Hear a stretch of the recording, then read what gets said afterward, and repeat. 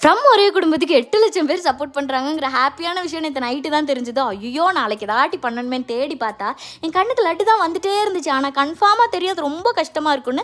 But ஒரு நம்பிக்கை, அதிரசம் கேட்கலாம் பண்ணியிருக்கோமே வந்துருவேன்னு சொல்லிட்டு ஃபஸ்ட்டு பாகு ரெடி பண்ணிட்டு தான் பூந்தி போடணும். அப்போ தான் சூடான பூந்தி நல்லா மிக்ஸ் ஆகும்னு சொன்னதுனால பாகுக்கு கதம்னு எல்லாம் ரெடி பண்ணிவிட்டு கலந்த மாவை போடுறதுக்குள்ளே ஐயோ இந்த பாம்பை டிஃப்யூஸ் பண்ணும்போது எந்த ஒயரை கட் பண்ணணும் அப்படின்னு சொல்லி காட்டுறதுக்கு அப்படியே பதட்டமாக இருக்குமே அதே மாதிரி இருந்துச்சு. ஒரே இடத்துல போட்டு சுற்றிட்டே இருந்தேன்னா அதனால் அப்படியே பெரிய சைஸ் போண்டா வந்துச்சு. சரி தொலைஞ்சு போனால் அதை லைட்டாக ஊற்றி விட்டேன், ஓகே ஆகிட்டு. சரி பாகு போய் பார்க்கலான்னு பார்த்தா திருப்பியும் அது கட்டி ஆகிட்டு. என்னடா இது மதுக்கு வந்து சோதனை.